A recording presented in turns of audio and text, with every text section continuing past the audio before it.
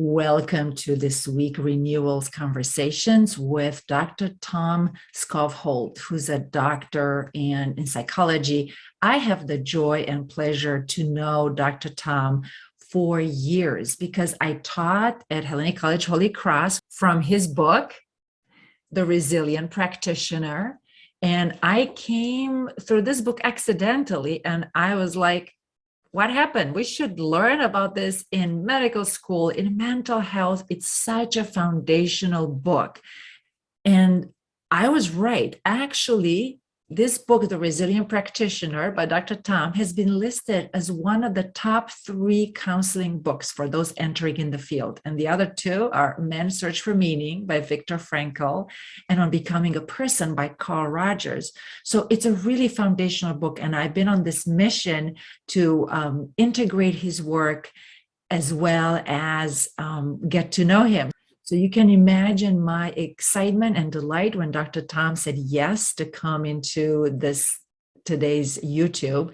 And I'm going to share a little bit about his resume and what he did. And you're going to hear him talk. We're going to have this conversation. But I think it's crucial to see the depth and the breadth of his life history and his professional work, both as a practitioner and also in research. So Dr. Tom Skovholt, he earned his BA in St. Olaf College and his Master in Education and PhD at University of Missouri in Counseling Office in Counseling Psychology. He was a faculty member at the University of Florida for years and the University of Minnesota for 42 years.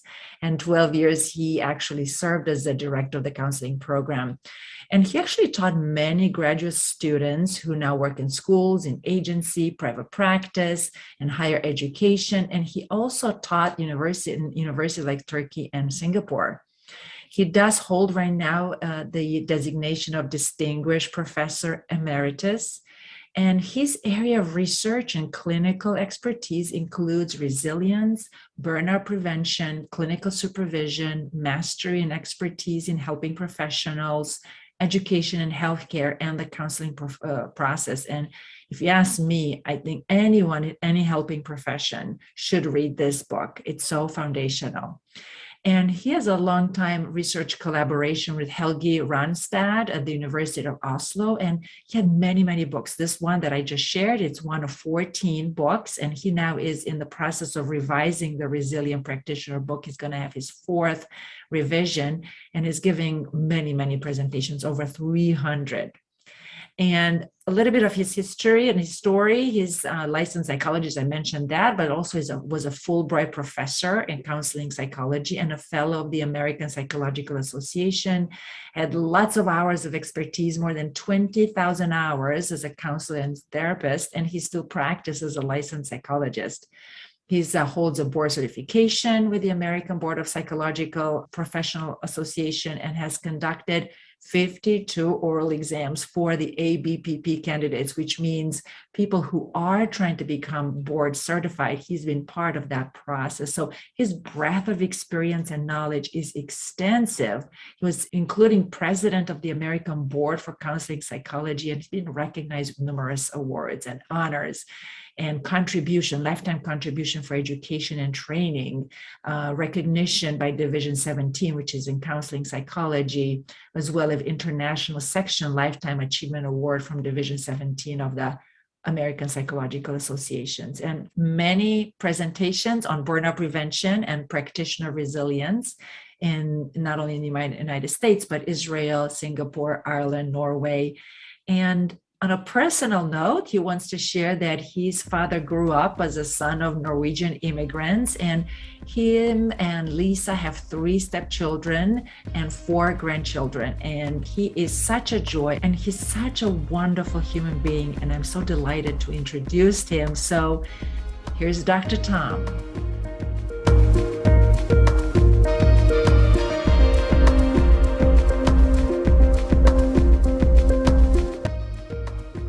Welcome. Thank you so much, Dr. Tom, for being here today. I'm so excited to finally meet you. I know we've been connecting for years and I taught from your book, and I'm a big fan of your work. So I'm thrilled that you're here today.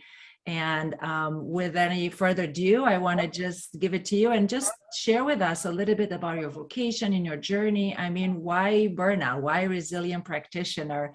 So please. Well, thank you for your kind comments and your work. Wonderful. So yeah, it's let's see, how does one summarize something like this? Yeah, let's see. Well, I think being in the helping professions has just been the right thing for me. There's a lot of things I can't do or couldn't do, but I had two great parents, a father who's an engineer, my older brother, this is a birth order kind of thing. Older brother kind of went that direction. I went the mother's route, which was more helping people in the community. And so I just always have had good relationship with both of them over all the years that they were alive, and really close to my mom. And so I kind of just, when she was older in a nursing home, high school graduate, I'd go visit her and she'd say, "What'd you do today?" And I'd talk about things at the university and practitioners and clients and, not specific information. And I said, "I learned everything from you." And she looked at me and said, "You did?" And then I'd say, I kind of tell her, because she had that caring the caring relationship skills. So the next day at the nursing home, I'd come back and she'd say, "What you do?" And we'd do the same sequence. "I learned it all from you." "You did?" So that was the beginning. But I think it was just read a psychology book in high school in 1961. It's a long time ago. And I liked it so much, I never returned it. And so I asked my guidance counselor 10 years later, when I was, I think, 20 years later, faculty member at the University of Minnesota. I said, "Now, was this a bad thing or a good thing? I stole my high school psychology book." And, you want students to love something so much, they would do something like that. On the other hand, Mr. Palmer, the guidance counselor, "I stole this book. What do you think?" And he looked at me like, scratched his head and said, I don't know what to think." But it was, so that was the beginning. And gradually I just went into different versions of it. Got an undergraduate degree in Minnesota at a college, Lutheran college, and then lived in the south side of Chicago, worked in a psychiatric inpatient unit at the University of Chicago Hospital. And that was really a valuable thing. 1968 in my life, when the draft, Vietnam, working in psychiatry, taking some theology courses, taking doctoral courses or graduate courses in Chicago, University of Chicago. It's really intense. But I think for myself and maybe other people, you have to answer two first questions, which is, am I any good at this? And do I want to do it? And yes. And so, you're no good at it. Either one of those is a negative. Hopefully you don't do it. So I got enough good clinical supervision, and, clinical supervision is, in my research and other people, is so important, especially for beginning practitioners. So that was that. I went to the University of Missouri for a master's and doctorate. It was just wonderful to kind of fall into those two programs.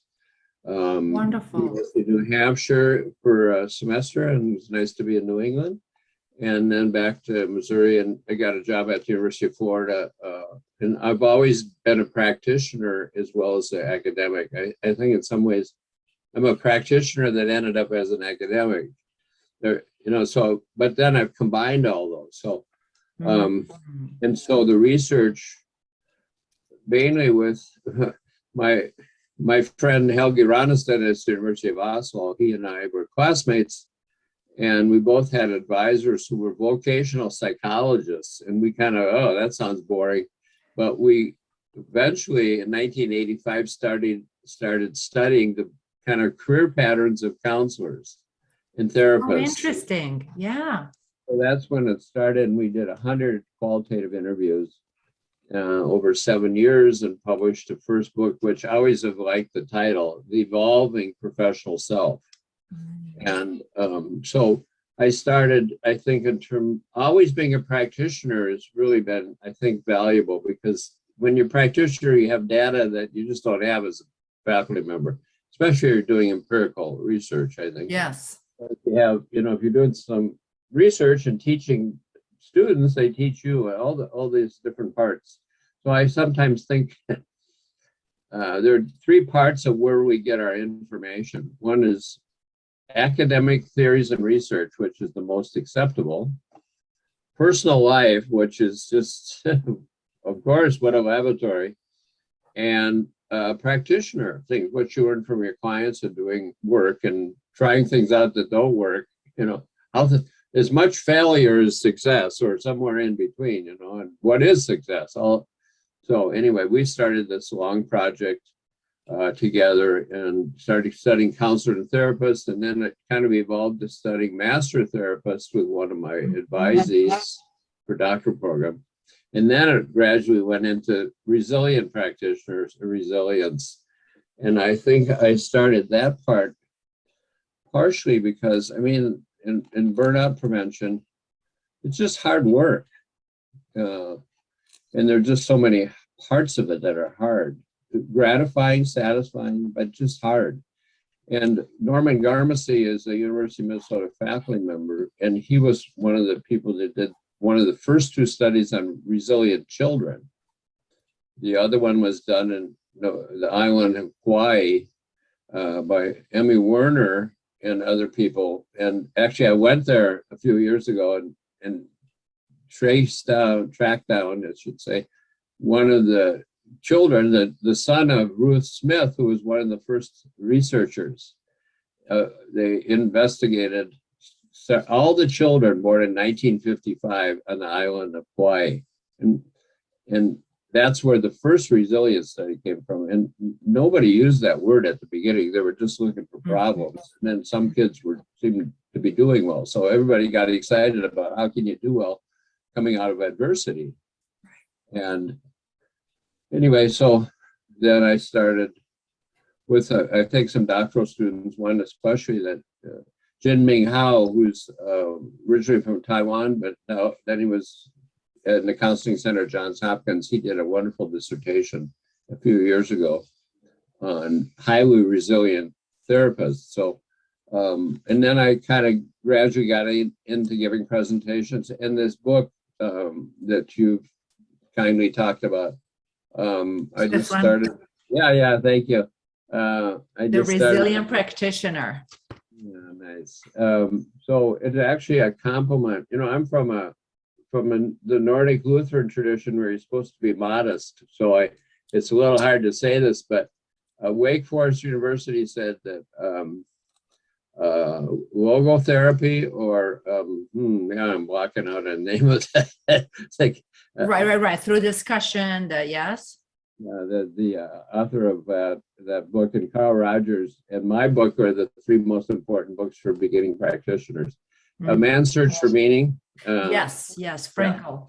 Frankl and Carl Rogers in my book are the three most important for beginning practitioners. So I started by saying, I shouldn't say this because I'm from the modest Lutheran tradition, and it's probably not true, but I've had nice responses because I've tried to write kind of from a practitioner viewpoint of this is hard, and how do we manage? Exactly. And if you're listening or watching this, the Resilient Practitioner book it's a foundational book. I actually, I was sharing earlier, when I was teaching at Hellenic College Holy Cross, I started this course that was for college, but also got the approval as a master course. So it was cross the degrees. And I found your book by accident. And I'm like, why are we not taught about this? Why would no one shared about this book? Because I found it so foundational. So for me, Burning Out Twice, your book, Internal Family Systems, and my faith is what really brought this all together for me. And I was struck because you talk about the cycle of caring, the 4 steps in the cycle of caring. And for me, the light bulb went on, like, Oh my goodness, in spiritual care, that's what they use as well. How do we prepare for in interactions with people? How do we separate afterwards? In the Christian faith tradition, you go to sometimes I go to services in our Orthodox Christian faith. At the end, let out all your cares out. We talk this, but it's not embedded also in our professional life. So I was so grateful for your work, and really I integrated so much and talk so much about it in the courses that I teach. So you're saying that you started with the research, right? And I love what you said about there are 3 areas of learning. And I think if you're listening, this is so cool, right? There's academic, but it's not enough. Our personal experience, but it's not enough. But we also have the practitioner. And the 3 combination, it's like a gold mine. Right. No, I think that's sure. I love it. The gold mine. I think it is. And we ask people when they're more experienced, what's your theoretical orientation? And my feeling is we all, our theoretical orientation is asking Picasso, what's your theoretical orientation? Well, it's Picasso. So people individually, uniquely combine these, and it's a little embarrassing. You're supposed to be cognitive behavioral or psychodynamic, and that's maybe all true, but it's the gold mine of the integration that's really, I think, what makes the practitioner the way they are, and that isn't talked about too much. So, it's took me a while to. I don't know if it's too much courage in our field. The people that are courageous are those young Ukrainian boys at the front lines, but it's and the young Russian boys. One of my things and worries or things about is young men kill young men, and that's a whole different topic. But yes, I've worried and thought about that. And worked with a lot of young males in counseling. So anyway. So I think just the combination of these kind of things in unique ways is not really courageous, but to be able to talk a little bit older when I'm more, tenured associate professor, when I became a full professor, I said, the idea is to do something useful or push yourself. And it doesn't matter what people say. It doesn't matter what your pay raise is.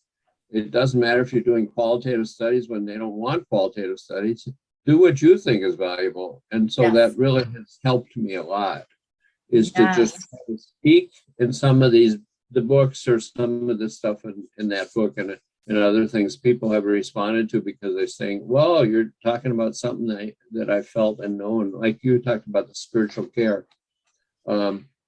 I met an oncologist once. I was with a friend who was going to talk to this physician, and actually this physician had treated her husband for stage 4 lung cancer, and that's what he specialized in. And I thought, his job is to keep people alive, but actually most of his patients die. So how do you do your work? And that's where I originally got the cycle caring, or one of them. I thought he gets involved, makes the connection, empathic attachment, stays involved, uses ability, says goodbye in this profound way, and then has some kind of recovery process related to being able to be involved again. It's this, I think re-engagement is the thing that you have to be able to keep re-engaging with a new person. And we don't talk about endings very much. I love the way you talk about the church, which is there's an ending, and so. Yes. Yeah. And So I really loved your ideas, because in a certain sense, and I actually talked in the previous episode about this, many times we think of self-care as a project. It's like a one-time thing, because we live in a culture where there's so many projects we have to deal with. Right. But self-care is in a certain way like diet. We don't just take care of our healthy eating habits just once in a while as a project. Right. It's an ongoing process. And that's, taking your ideas and integrating, it really took it to how do we do this on a daily basis? How do we prepare for morning for this process of giving? how do we stay in flow and use some of the flow research and whatever we know from different practices. At the end of the day, how do we separate? And then in the evening, how do we reconnect with our higher self? And I feel like this is such opening, your book is opening this integration, because you really touch on so many models. You really touch on so many ways of integrating. And the other thing that I was touched by was that you make a distinction between what's external conditions for any beginning practitioner and what is internal. Because what do we do when we get tired? We think, oh, maybe it's my fault. Yeah.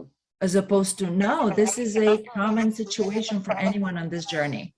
Right. No, I think it is. And one of the, if I get to these 9 ideas, one of the things it's burnout prevention is both an individual responsibility, but it also an agency or institution or cultural responsibility too. So sometimes, people talk about, I just have to do more. What's wrong with me? But it's more than that. So, yeah. Good. What are the other points that you have? Well, should I go through my points? Please, you have lots of gems and nuggets. I would love to hear from your wisdom. I hope this doesn't sound too stifling, but here's the title of that I had. This was from APA Convention, American Psychological Association. It was in Minneapolis this August. Unusual to come to our city, but it was here. So I was at a round table, and I presented these ideas. 9 ideas after many years of working on practitioner development and resilience. But I'm not sure how much time we have, but I started with something I quoted, which is called the problem. Here we go. The nurse repeatedly swallows a fragment of the trauma, like a nurse who is looking after an infectious patient, putting her at risk of fueling them too.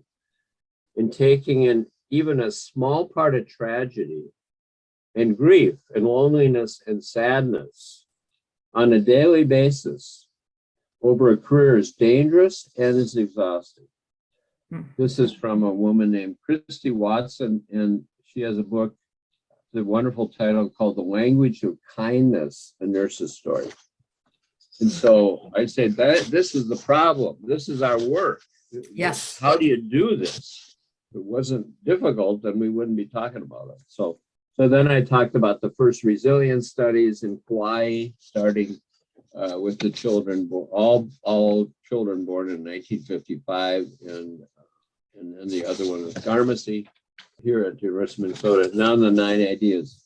And the first one is, number 1, there are many contradictory messages about both practitioner self-care and being resilient and performing at a high level. Many contradictory messages. We all have to work through the contradictory message. There is no rose garden. In other words, there's no simple solution. The way you said self-care is not just, having a bubble bath one day and you're good, like that. Or little cards that say, affirmations, they could be okay, but, really. Number 2, practitioner resilience is both an individual responsibility and an organizational responsibility. Can't agree with you more. Yeah, good. Thank you. Christine Mashlock at the University of California, Berkeley, who is the Mashlock Burnout Inventory. She really talks about the organizational issues and tries to create organizations. And, other people talk a lot about individual things. 3, all practitioners struggle at different times because people are complicated. The key is to reflect on the struggles and learn. Being open with colleagues is important. Everybody has, quote, the imposter syndrome at times. Maybe more beginning practitioners. Yeah.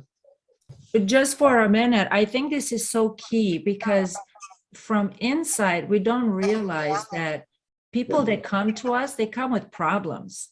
Other professions, people, maybe they come when they're happy, but not in this, therapists, counselors, pastors, any caregiver, if Yeah. they don't come and say, "Oh, I'm so great. Let's have a chat." So we're barraging. We're always receiving all this energy and of the negative energy of trouble, emotion. So it was very enlightening hearing your book about that. Yeah. Oh, it's well said. You know, at times I kid about starting, I'm gonna start a joy clinic. And then people will come when they're really happy. Then I ask the people and administrators, I say, how am I going to build this? You know, where's the medical code for this? You know, just kidding with them. And then I say, ice cream store or a trophy shop is another one. If you go and buy a trophy for somebody, everybody's happy. They're going to get a trophy. Ice cream, most people like ice cream, especially if it's hot.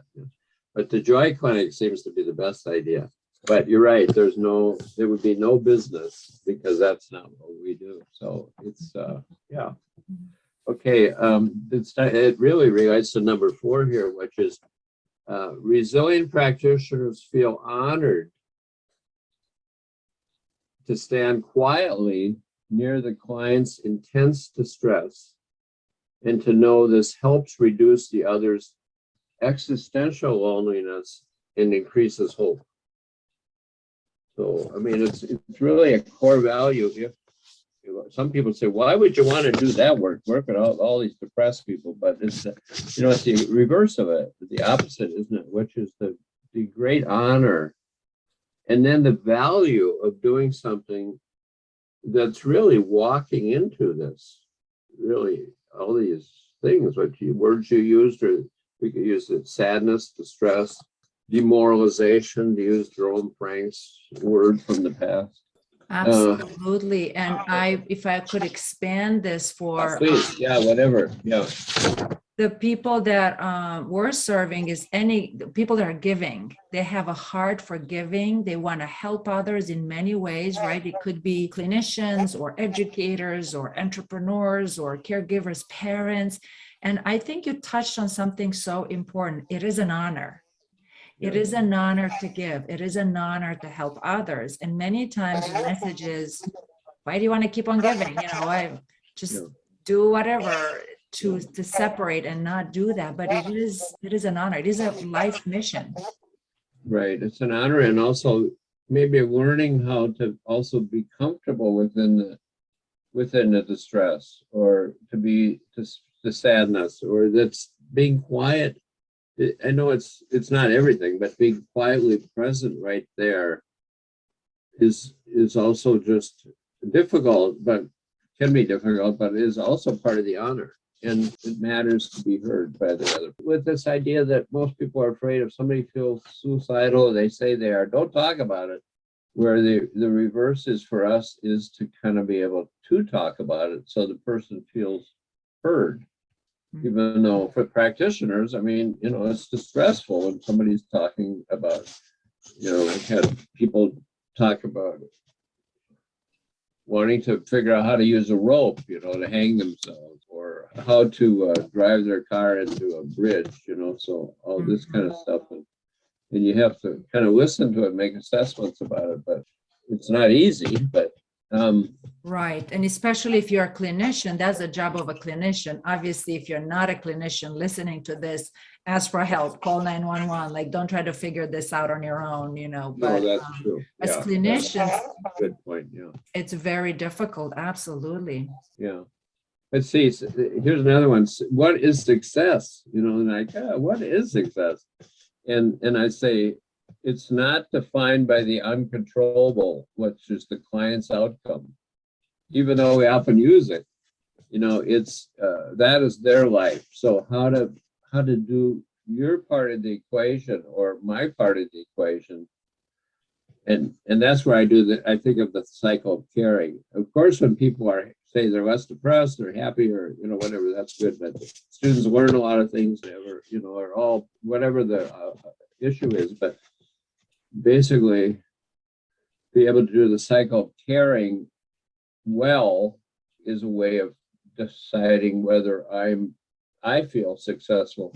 It's tricky because we have all these outcome measures to reduce symptoms, and you think that's success, and there's differences in practitioners and their ability, but I also think when I've had graduate students, they're so hardworking to get to graduate school. And they get up in the morning, they brush their teeth, they get their clothes on, they get there to school early, they do their homework, they're very serious and motivated. But then they take on the client's success or lack of it as their success or lack of it. Right. And then they feel so discouraged when the client won't do certain things. And that's understandable, but it's their life. So let's see what else I have here. Oh, here's a person, a former student of mine, I talked about this cycle of caring, and he is a talented organizational psychologist, but now he volunteers in a capacity of helping people going through the dying process. And he has a ritual afterwards, it sounds a little different for people in our field, but he's about 50 something, I think. So after the death, he travels 12 hours on his motorcycle, stays overnight, and returns. Then phase one with the new family begins. So he uses that as his own ritual, with the ending and being able to manage it so that he can begin again. If you can't end well, you can't begin. That's, which I think is important to talk about. I sometimes have used elementary teachers as a model because they have 9 months in the summer. It's maybe the only profession with a real vacation, even though sometimes they go to school. But it's the fourth phase of the cycle of caring, because in the fall you have 31 fourth graders saying, Miss Rodriguez, my name is Jimmy. Look at my shoes. And the job of the teachers connect with all these kids, and then all year, and then they have the endings in the spring, which is the little parties, and they have you go on picnics, and then they close the doors and the teachers leave.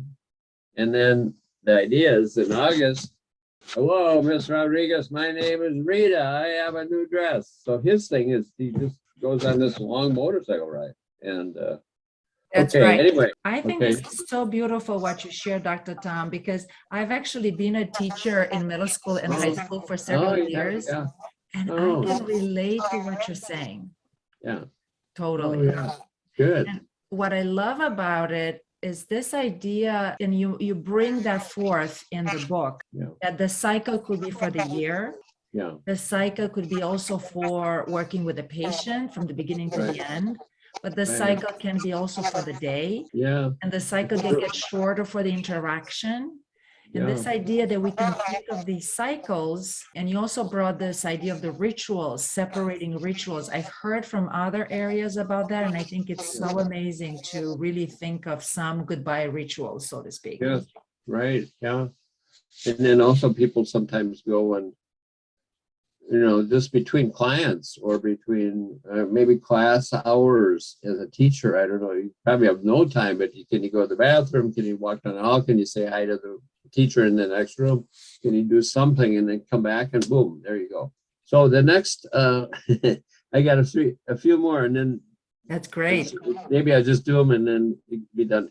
Next one is number 6, because we must fight against that which destroys our ability to help. And then we have these words that we never had when I started, which is Freudenberger's first article on burnout was 1974. So the words of, we've heard now, we know, burnout, emotional depletion, which is really a good one. I think people come home to their families after working and they got nothing. And yet, that's a big problem. But emotional depletion, compassion fatigue started with, no, that's not, I don't know. Well, I guess Figure started with that. Vicarious trauma, traumatization. Perfectionism is a little different, but it really can get in here, you want people to have high standards, but then you're working with your clients and, oh man. Uncertainty, it's a human condition. And the loneliness, I've been talking about this more lately, but the loneliness of one-way caring relationships. Yes. Because the profession is about their life, and that's the way it should be. but then it's not about our life. And actually, I just reviewed a book that you might find of interest called about clergy. It's called Clergy Loneliness. And it's like people, like a minister in a congregation who have all these parishioners, and they all come to the minister, but you can't really have friendships too much with your practitioners. So then how does the priest, the bishop, the minister manage that? But anyway, this is more about counseling practitioners, I'm thinking, or maybe teachers with their students, just a lot of things. The loneliness, the one-way caring relationship. So those different things are really problems. We must fight against them and really actively kind of fight. Yeah. And I love what you said, because I mean, obviously there's confidentiality rules as well, right? We cannot share all the victories and whatnot. Right. And even Yeah. if we're not counselor, I mean, sometimes educators we don't go around and kind of boast about it. I love that you mentioned your Lutheran tradition. Yeah. Many givers, if in their faith, I mean, like, I don't want to just keep telling what I'm doing, but sometimes there are heroic moments. And it's hard not to be able to share. That is true. I think that's a really good point. The heroic moments that are just as valuable as the people that do other jobs that go to the party and talk about it. And then you go and say, well, might say I'm a psychotherapist, and people then are scared of you, or they wonder if you're analyzing them. And so it's more, and then you can't talk about your work, but there are heroic moments. I agree, and some way learning how to be able to share some of it with somebody, and mainly that's, I guess, people that are in the field, or indirectly with close people. But I think figuring out how to do that, maybe that's kind of a hidden skill that we don't talk about. How can you talk about your work, not violate confidentiality, but still be able to talk about it? That's right. It's hard to teach students about that. It's easier to say, don't say anything ever. Yes. Those are great points, and I think you have a few more. Let's hear them. Yeah, I'm pretty sure they're very awesome. Yeah. Positive connections to others, to deep values, to learning the self. These are different parts of this research study. Just positive connections in one's life are really important for giving energy. And, it can be to self, and can be to values and spiritual life. But we talk especially about people, positive connections with people, because we need so much positive energy to combat or meet all of the despair that comes in the room. Absolutely. Next one is the work is full of ambiguity.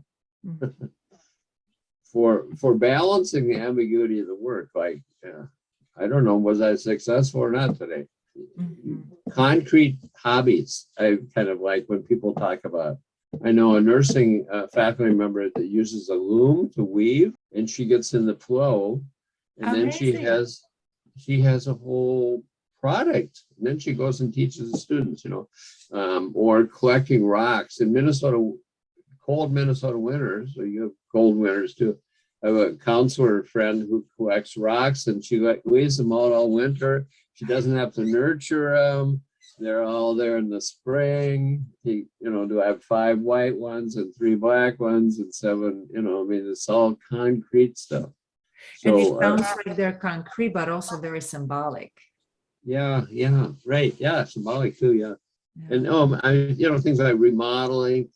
I used to paint the rooms in my house and feel like, wow, I succeeded. That's now green. It was blue. Rowing, running, all this, fixing up cars, whatever. So I suppose cooking would be, for different people.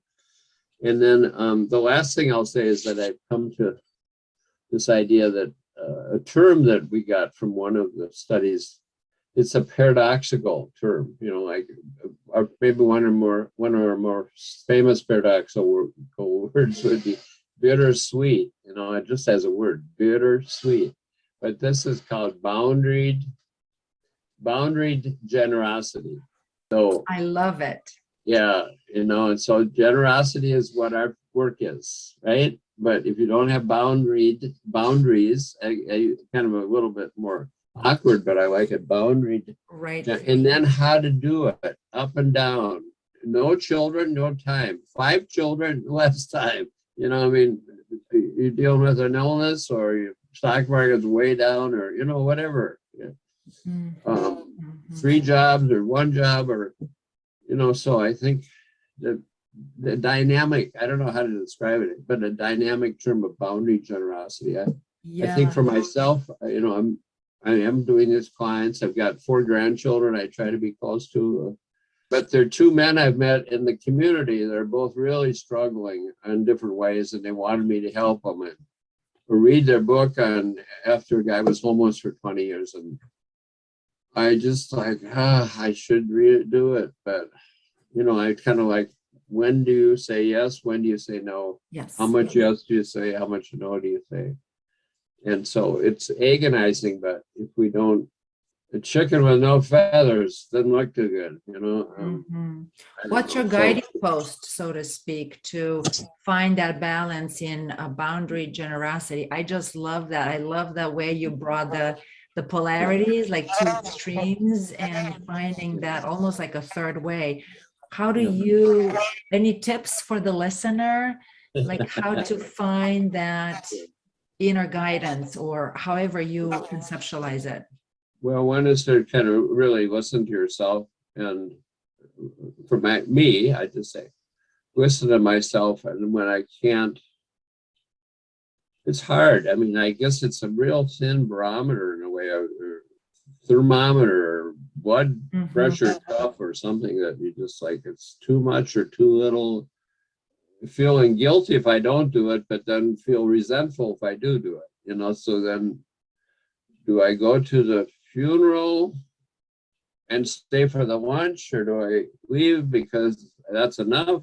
Do I, how much to do? And then, so I think to me, it's like, I wish I could be more clear about it, internal gauge about too much, too little. Teeter totter, here's another term, other care, self-care. Other care, self-care. So, I mean, if you just use that dynamic about, this all, it's things as a kid, go like that and then like that. But so Absolutely. I balance beam. I think, if I can't be present for people in my personal life, that's not good. I think what you shared is so important, that inner guidance. And I want to link it back to something that you said, that you are a practitioner, which implies that it's through practice that we're going to develop this inner guidance. It's not just doing it one way, constantly using generosity or giving, or constantly doing boundaries. Is through practicing. And I love the balance that you said. And if you're a practitioner and you want to, any giving profession, and want to take this book, at the end, you actually you walk us through how to think in terms of this balance of others versus our own needs and regeneration. So you literally have also an assessment. How do I assess how much I'm giving, how much I'm not? Right. Yeah, we do. Yeah, right. Yeah. And I'm reminded one thing, I made a connection. I love what you said about using this language. Interestingly, in the Christian Orthodox faith, we have this phrase around Lent and Easter, Pascha, and the resurrection. We call it the joyful sorrow. That's a good one. There we go through the sorrow, but it's joyful because we know it's going to be good ending, that there's resurrection at the end. But it brings the bridge between the two, kind of like what you're sharing. Yeah, I love that term, just in itself, but just these paradoxical language is just rich. It's richer, it's deeper, it's more inclusive. So less is more, Yes. Fences make good neighbors, but this one, joyful sorrow, it's the emotional pieces. Wow, nice. Thank you for sharing that. Oh, thank you. Was it anything else on your list? Or No, was this the last piece? I had, yeah, those were the nine different points. Yeah. That's Yeah. amazing. Well, thank you for sharing from your work. And I'm curious, what are you working right now? Like, is there anything that the audience could learn about you, or any projects that you do? So we'll put in underneath some links to some of your books, and any other links that you want us. Yeah. Well, I'm trying to finish the 4th edition of this book. So it's, Okay. and that's both enjoyable. And Michelle, who is the co-author, and I are doing it together. She's a former doctoral student and a practitioner. And so she's and a mother, and, having a full life. So that's good to work with her. Yeah. So it's a challenge in some ways, because I've done 3 editions. So then, do you have anything new, and adding a few things new, but trying to work on that, trying to do my 1 day a week of practice, which I enjoy on Zoom, or, from home, I guess we could say. I haven't been going in the office, and then occasional talks using in PowerPoints. And I've given talks recently in Florida, in Norway, and California, but all from here, partially because of the pandemic. This last Norway talk, I thought we were going to go, but because I've gone there before, but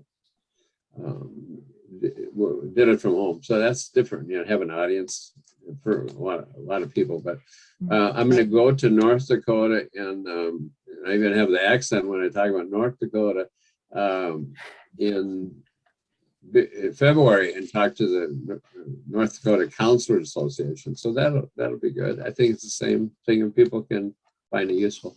And then my own personal life, trying to do different things. Lisa and I have 3 children. Her daughter, she has a Rachel and I have a Rachel. So we have 2 Rachels, but together we have Amazing. we have 3 children, and that's really wonderful. One of my children, David, lives 40 yards away, and the other one, my Rachel lives 2,000 miles away. So I think the mean is about 1,000 miles. And then I just was in New York watching my granddaughter play college volleyball at a college there, and yeah, so that was fun. We went together, and so trying to be, what is the job of a grandparent? And I think, it's hard to know what is it, but try to go into the attachment literature, making good, secure attachments.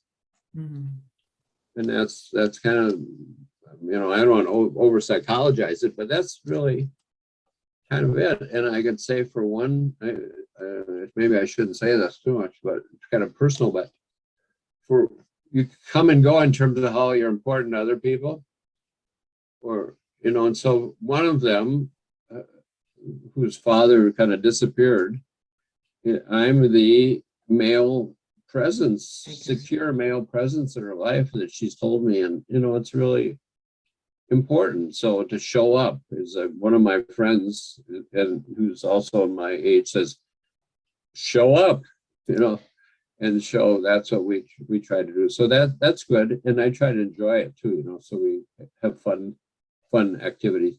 Lisa and I have a good time together. I think financial issues, that's a whole different thing, but I try to I didn't get into this work to make money. On the other hand, I think it's really important to pay attention to the finances, because if people don't make a lot of money in our field, then it's maybe more important to pay attention to financial issues. And not that you're going to get rich, but to try to manage things well. And that is both making some money and also trying to be frugal to some degree. So that's another self-care or whatever topic. So yeah, thank you for sharing that, because that was kind of my next topic. Like, how do you live this? Everything that you in your profession, and how do you apply it? So those are great gifts. And if you're in the audience, a grandparent or parent, and we, looking forward to be a grandparent, I love what you said about the main role is the attachment and being that stable figure.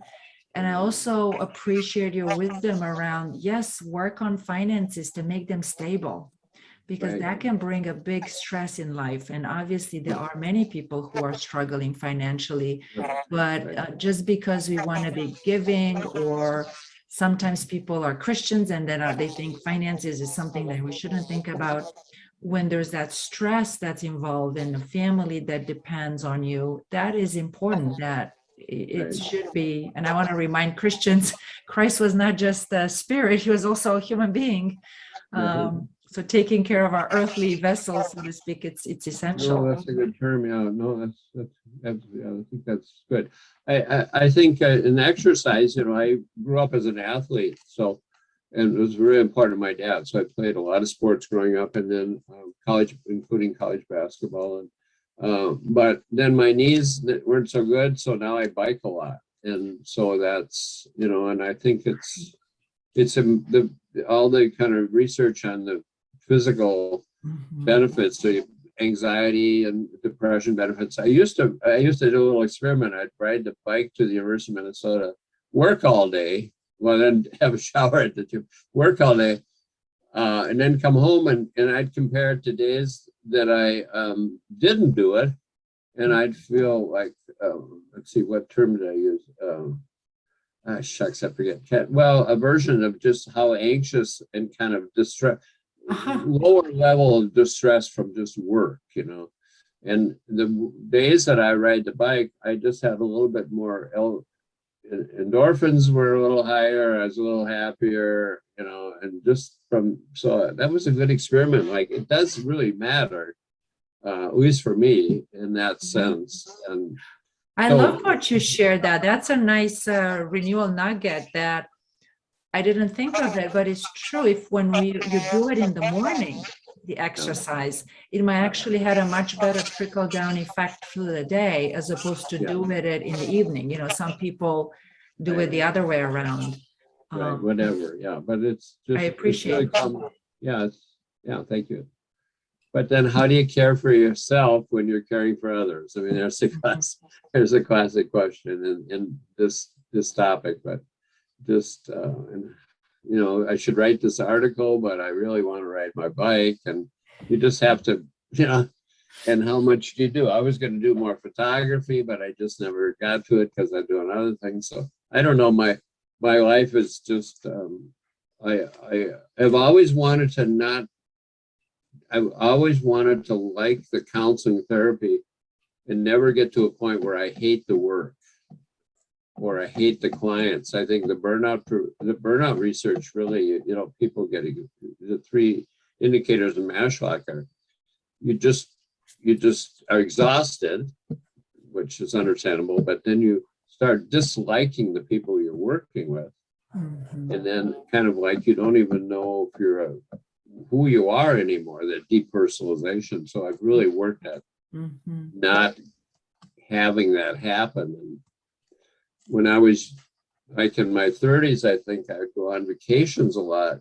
It seemed like, maybe because we didn't have a lot of money, we'd take camping and stuff. But my dad said, "You're always on vacation."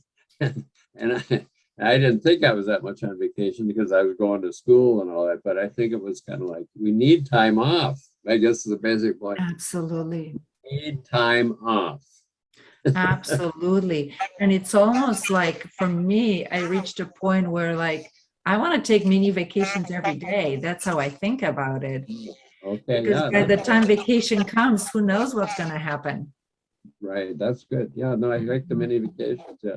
Even when I do the bike ride, I end up at a little yesterday down by the Mississippi River. I rode for about an hour and ended up at this place. And, I think I had, oh God, some kind of puffy little things that probably aren't good for you, but it's like a little prize for for working out. So we got to reward ourselves in different ways. Sometimes here's a little secret, between clients, sometimes I have one piece of chocolate. So I run downstairs, have the chocolate, come back up, good to go.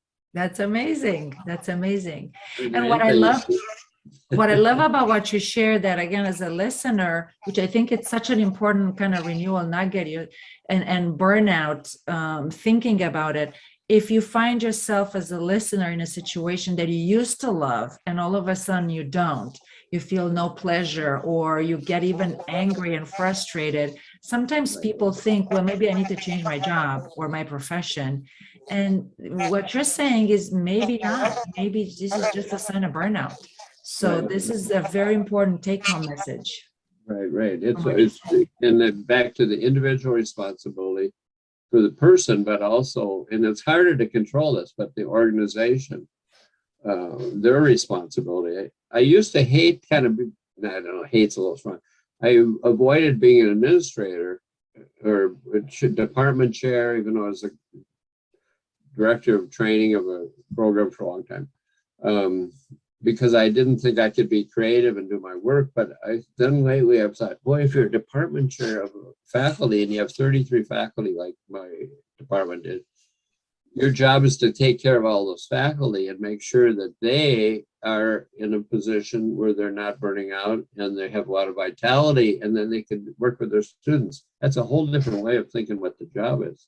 So in a way, the clients are, if you're maybe in a public school, the principal's clients are the teachers, and the teachers' clients, not clients, but students are the students, and so that, so it is a two-way thing. Back to what you said, if you're really exhausted, don't change jobs, figure out how to have the mini vacations and lots of different parts. But it's just, I think it's serious work to maintain resilience.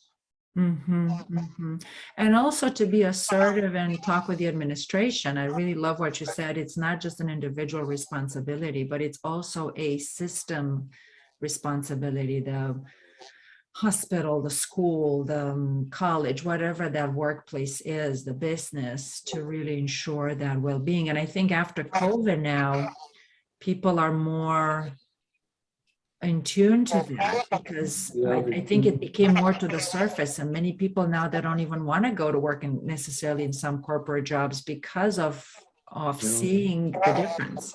Yeah, right. That's true. It seems like it's changed quite a bit. Yeah. Seeing the light, so to say. Yes. Any other pieces of wisdom, renewal nuggets, so to speak, from your experience, Dr. Tom? Thank you. Do you have any other? Well, another piece. I didn't think I had any more, but I think that if we think about the helping professions or the mental health professions, I don't know how big to make the circle, but it's in psychology as a discipline. There are lots of different parts. Right. People have never appreciated this field as much as they do now. I think now in the American medical admission test, they have a psychology component just to add it.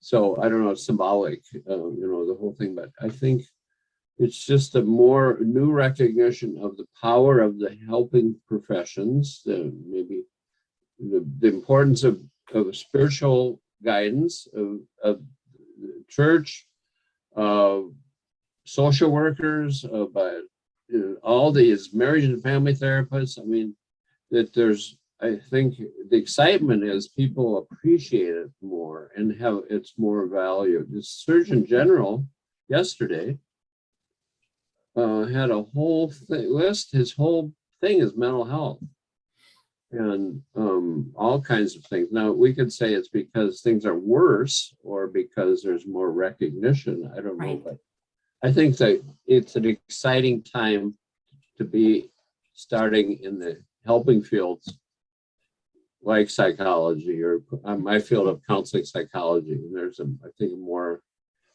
appreciation, recognition. I mean, it used to be they had the big state mental hospitals, and people would just go there and they had no medication, and people were just scared of being crazy, and they said the shrinks are crazy, and and I think it's really better now, and so that's an exciting thing. I think I could say to people on the street, we say about military people, if I'm in the Army, thank you for your service. You could say I'm a mental health practitioner. thank you for your service. You know, it's Yes. we're kind of at that point. So that's pretty nice. Yeah. Oh, that's just amazing. So Wow. that's a last positive comment. I mean, not the last positive comment, but the last comment, which also is very positive. Yes, yes. Well, thank you so much for today. I so appreciate you being here and sharing all your wisdom. Oh, it's so fun. Such a pleasure. You know, when I was a young boy, when my fourth grade teacher said, after she read my essay, said, "See me for help," because there were so many problems. She didn't know what to even mention. But from there till now, and to be in this field and have a conversation with you is how lucky can a guy get? How So lucky I am and the listeners to really learn from you. So thank you so much. thank you so much. Thank you so much, Dr. Tom, for being here. I am so delighted, and I hope that as a listener, you take all the nuggets that he shared today, and also that you share with others that might be in any giving professionals to really learn from him, from his wisdom. Also access this book, The Resilient Practitioner, which I always mention in my course, The Renewal in Action, is like lesson 1 in my first module because it's so foundational. And with that, I thank you so much for being here, and I wish you a wonderful week. And until next time, I say goodbye for now.